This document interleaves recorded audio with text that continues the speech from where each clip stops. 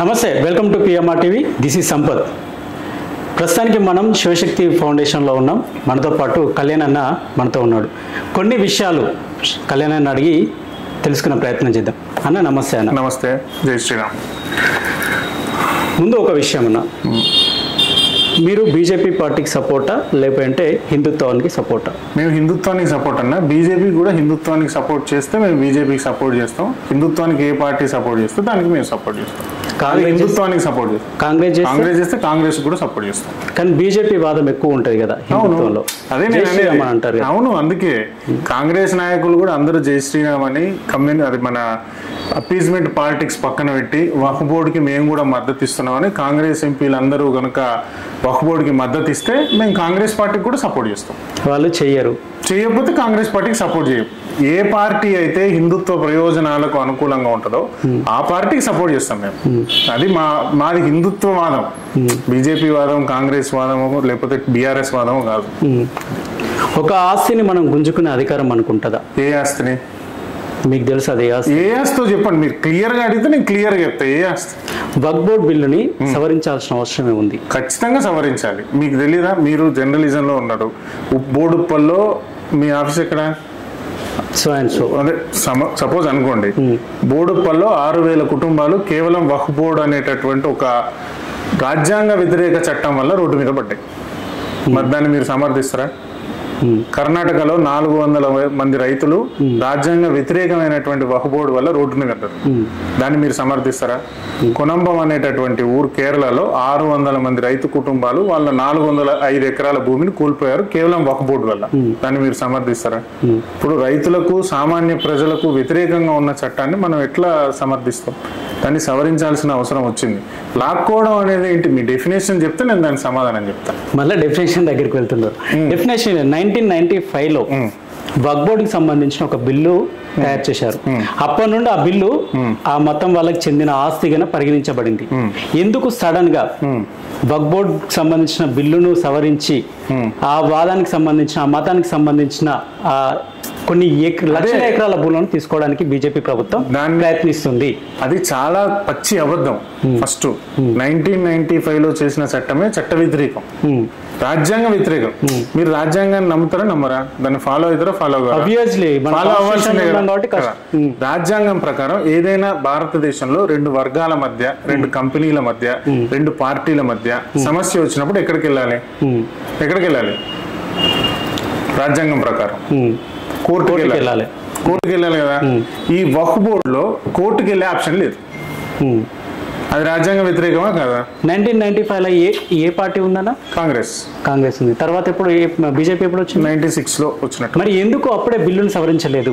అప్పుడు తగిన బలం లేదు బీజేపీకి, సంకీర్ణ ప్రభుత్వం, అందుకని సవరించలేకపోయింది. ఇప్పుడు సంకీర్ణ ప్రభుత్వమే, కానీ అప్పుడున్నటువంటి ప్రజల్లో చైతన్యానికి, ఇప్పుడున్నటువంటి ప్రజల్లో చైతన్యానికి మార్పు వచ్చింది. అంటే ఇప్పుడు పార్లమెంట్లో సరైన సంఖ్యాబలం ఉందా బీజేపీకి? ఈ బిల్లు పాస్ చేయడానికి కావలసిన సంఖ్యాబలం లేదు, కానీ ప్రజలలో ఈ బిల్లు పాస్ చేయడానికి కావాల్సినటువంటి మద్దతు ఉంది. మెజారిటీ ప్రజలు వక్ఫ్ బోర్డుని సవరించాలి అని నిర్ణయించారు. అల్టిమేట్ గా ప్రజాస్వామ్యము రాజ్యాంగము కాబట్టి ప్రజాస్వామ్యంగా ఏ విధంగా అయితే మెజారిటీ ఉన్నటువంటి ప్రజలు ఒప్పుకున్నారో అది సవరించబడింది. ఇందులో లాక్కునేది ఏం లేదు, పీక్కునేది ఏం లేదు. రోడ్ల మీదకి వచ్చి ఆదివారాలు, శుక్రవారాలు గొడవలు చేసేది ఏం లేదు. రాళ్ళేసి, పెట్రోల్ బాంబులేసి పశ్చిమ బెంగాల్లో హిందువుల్ని చంపేటటువంటి ఉద్దేశం ముస్లింలకు ఉండకూడదు. వాళ్ళు అలా చేస్తే ఖచ్చితంగా హిందువులు కూడా తిరగబడతారు. అక్కడున్న సీఎం మేము సపోర్ట్ చేయమని అంటుంది కదా. భయపడింది ఆమె. ఎందుకంటే వీళ్ళు గొడవలు చేసి చంపుతున్నారు కదా ముస్లింస్. ఎందుకు ముస్లింస్ నే టార్గెట్ చేసుకోవాల్సి వస్తుంది? ఎవరు టార్గెట్ చేసింది? బీజేపీ టార్గెట్ చేసింది. బీజేపీ ముస్లింలు ఎక్కడ టార్గెట్ చేసింది? నువ్వు ఇష్యూ చెప్పు. బీజేపీ టార్గెట్ చేసిందో లేకపోతే 9 లక్షల ఎకరాలకు పైగా 9 లక్షలకు పైగా ఎకరాలను వక్ఫ్ భూములను బీజేపీ తీసుకునే ప్రయత్నం చేస్తుంది. బిల్లు సవరణ ఎవరన్నారు? ఆ మాట ఎవరన్నారు? ఆ చట్టంలో ఉందా? అట్లా లేదు. స్వతంత్రం వచ్చినప్పుడు 5,000 ఎకరాలు ఉంది వక్ఫ్ బోర్డు భూమి. ఇప్పుడు 9,40,000 ఉంది. ఈ ఆస్తి అంతా ఎవరు కట్టబెట్టారు వక్ఫ్ బోర్డుకి? మీరు అది పరిశీలించండి. ఇప్పుడు డొంక తిరుగుడు మాటలు ఇట్లా బీజేపీ లాక్కుంటుంది అని సమాజాన్ని రెచ్చగొట్టేటటువంటి ఛానల్స్ కానీ, వర్గాలు కానీ, అసదుద్దీన్ ఓవైసీ లాంటి రాజకీయ నాయకులు కానీ, కాంగ్రెస్ పార్టీ లాంటి పార్టీలు కానీ తయారైనాయి. కానీ ఎక్కడ ముస్లింలకు సంబంధించినటువంటి భూమి పార్టీలు కానీ వేరే వాళ్ళు కానీ లాక్కున్నారు? ఎవ్వరు లాక్కోలేదు. ముస్లింలే వక్ఫ్ బోర్డు పేరుతోని హిందువులకు సంబంధించిన భూములు లాక్కున్నారు. తాజ్మహల్ వక్ఫ్ బోర్డుదా తెలుసా? ఈ సుప్రీంకోర్టులో కేసు నడిచింది, ఐడియా ఉందా? తాజ్మహల్ వక్ఫ్ బోర్డు ప్రాపర్టీ అని సుప్రీంకోర్టులో కేసు నడిచింది. హైదరాబాద్ లో వక్ఫ్ బోర్డులే అంటున్నారు కదా, ఢిల్లీ కాదు మొత్తం భారత్. హైదరాబాద్ లో మైండ్ స్పేస్ ఉంది కదా, మైండ్ స్పేస్ వక్ఫ్ బోర్డు అని క్లెయిమ్ చేశారు. కేసీఆర్ సుప్రీంకోర్టుకి వెళ్ళి గొడవ పెట్టుకుని అది వక్ఫ్ బోర్డు సంబంధించింది కాదని తెచ్చుకున్నాడు. సాఫ్ట్వేర్ కంపెనీలు అన్ని పరిశాన్ అయిపోయినాయి. వేరే వేరే దేశాల నుంచి వచ్చి ఇక్కడ వర్షం పడుతుంది, వేరే వేరే దేశాల నుంచి వచ్చి ఇక్కడ సాఫ్ట్వేర్ కంపెనీలు పెట్టుకుంటారు. వాళ్ళు ఇక్కడ సాఫ్ట్వేర్ కంపెనీలు పెట్టుకుని ఇక్కడ ఎంప్లాయ్మెంట్ ఇచ్చి కొన్ని లక్షల మందికి జీవనోపాధి కల్పించేటటువంటి కొన్ని వందల కంపెనీలు ఉన్న 600 ఎకరాలు ఏదైతే ఉందో అది షాహిన్ షా దర్గానో ఏదో ఉంది, మన దర్గా ఇక్కడ గచ్చిబౌలి అవతల అదే ఆ దర్గా. దానికి సంబంధించి 600 ఎకరాలు మొత్తం వక్ఫ్ బోర్డు ప్రాపర్టీ అని హైటెక్ సిటీ అవతల ఉన్నటువంటి దగ్గర నుంచి మొత్తం మైండ్ స్పేస్, సాఫ్ట్వేర్ కంపెనీస్, గచ్చిబౌలిలో సగం ప్రాంతము సాఫ్ట్వేర్ ఉన్నటువంటి ఏరియా మొత్తం ఆ వక్ఫ్ బోర్డు దాన్ని క్లెయిమ్ చేశారు. కేసీఆర్ కొట్లాడండి సుప్రీంకోర్టులో దాన్ని మళ్ళీ వెనక్కి తీసుకోవడానికి. అంబానీలు వక్ఫ్ బోర్డుదంట, ఉప్పల్లో 600 ఎకరాలు వక్ఫ్ బోర్డుదంట, పార్లమెంట్ వక్ఫ్ బోర్డుదంట. ఇంకేమది ఇక నీది నాది ఏమున్నది? ఇంకో దుర్మార్గమైన విషయం చెప్పినా నువ్వు అర్థం చేసుకో. జనాల్ని తప్పుదోవ పట్టించేటటువంటి ప్రయత్నం చేస్తున్నారు. కేరళలో ముస్లిం అప్పీజ్మెంట్ కోసం ఒక చట్టం చేయబోయారు. ఏం చట్టం అంటే మీ ల్యాండ్ రాష్ట్రం మొత్తంలో మీ ల్యాండ్ వక్ఫ్ బోర్డు కాదు అని ఎన్ఓసి తెచ్చుకుంటేనే మీ ల్యాండ్ రిజిస్ట్రేషన్ చేస్తామని. దాన్ని కేరళలో క్రైస్తవులు వ్యతిరేకించారు. క్రైస్తవులు దానికి వ్యతిరేకంగా ధర్నాలు ర్యాలీలు చేశారు. అంటే అంత దుర్మార్గమైనటువంటి చట్టాలు చేయడానికి కూడా కొన్ని ప్రభుత్వాలు రెడీ అవుతున్నాయి.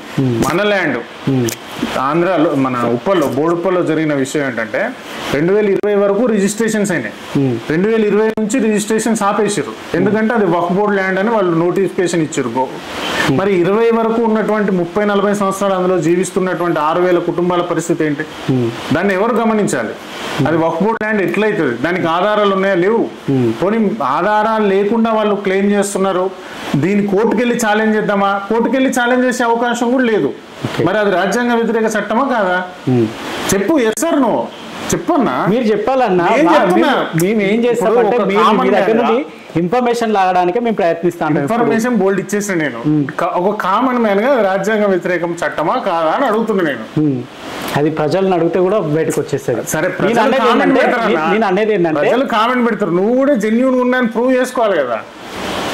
సరే 1.2 లక్షల కోట్ల ఆస్తి మీద బీజేపీ బిల్లు సవరణ చేసి ఆ భూములను తీసుకొని హిందూ మతాలకు సంబంధించిన గుడులకు, హిందుత్వవాదులకు, తర్వాత ఏదైతే హిందుత్వానికి సంబంధించిన కొన్ని అధికారిక కార్యక్రమాలు ఉంటాయో వాటి కోసం కేటాయిద్దామని చెప్పేసి అనుకుంటున్నారు. ఎంతవరకు చెప్పారు?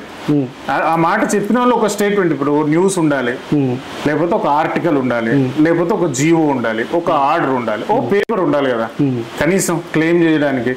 ఎవరో నోటికి వచ్చినట్టు ఇప్పుడు పాస్టర్ ప్రవీణ్ పగడాల చచ్చిపోయింది దానికి హత్య అని పాస్టర్లు మాట్లాడినట్టుగా ఎవడు నోటికి వచ్చినట్టు మాట్లాడితే దానికి ఎవడు సమాధానం చెప్పలేడు. అది అలా జరిగేది ఏం లేదు. ఇంకోటి ప్రభుత్వం తీసుకోవడానికి, బీజేపీ ప్రభుత్వం తీసుకోవడానికి ప్రయత్నం చేస్తున్నాడు. బీజేపీ ప్రభుత్వం అంటే ఎవరు తీసుకుంటారు? బీజేపీ ప్రభుత్వం అంటే ఏంటి? ప్రజల్ది కదా. ఇప్పుడు భారతదేశంలో ఉన్నటువంటి మెజారిటీ ప్రజలు ఓటేస్తే గెలిచినటువంటి ప్రభుత్వం. ఒకవేళ ప్రభుత్వం ఆ భూమిని తీసుకుంటది, తీసుకుని ప్రజలకే కదా ఉపయోగించేది. మోడీ రాపించుకోడు కదా, అమిత్ షా రాపించుకోడు కదా, బండి సంజయ్ రాపించుకోడు కదా, ఈటల రాజేందర్ రాపించుకోడు. సరే వీళ్ళు ఎవరు రాపించుకోరు. కాంగ్రెస్ ఎందుకు అడ్డుపడుతుంది వక్ఫ్ బిల్ మీద?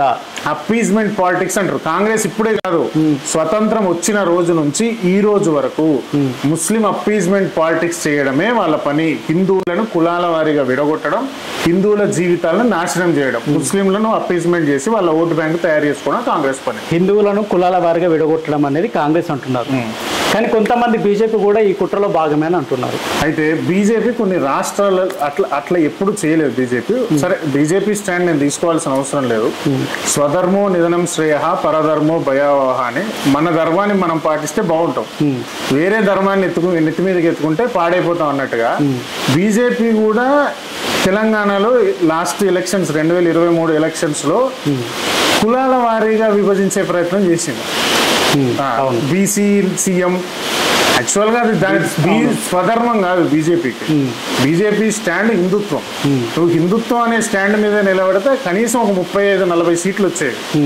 బీసీ సీఎం అని చెప్పి ఓసీ వాళ్ళని విడగొట్టి బీసీ వాళ్ళని విడగొట్టి మళ్ళీ బీసీలలో ఎక్కువ మెజారిటీ ఉన్న కులానికి సీఎం ఇవ్వాలని, లేకపోతే డబ్బులు ఎక్కువ ఉన్నటువంటి కులానికి సీఎం ఇవ్వాలనే వర్గం స్టార్ట్ అయిపోయి ఒక్కొక్క సంఘర్షణ జరిగింది. బీజేపీ తన స్వధర్మాన్ని కాకుండా పరధర్మాన్ని ఎత్తుకున్నది కాబట్టి దారుణంగా బీజేపీ 8 సీట్లకే పరిమితమైంది. పోనీ ఆ 8 సీట్లు బీజేపీ బలమా అంటే కాదు. అందులో ఒకటి రాజాసింగ్ బలమే. మిగిలిన 7 సీట్లు. మిగిలిన 7 సీట్లలో హిందీ ఎక్కువగా ప్రభావితం ఉన్న ప్రాంతాల్లో గెలిచింది ఒకటి. 2 ముస్లింలు ప్రభావితం ఎక్కువగా ఉన్న ప్రాంతాల్లో గెలిచింది. అంటే వాళ్ళకి అక్కడ బీజేపీ అవసరం కాబట్టి వాళ్ళని గెలిపించుకున్నారు బీజేపీ వాళ్ళు. హిందీ మాట్లాడే వాళ్ళు ఎక్కువగా ఉన్న ప్రాంతాలు, ముస్లింలు ఎక్కువగా ఉన్న ప్రాంతాలు మాత్రమే బీజేపీ గెలిచింది.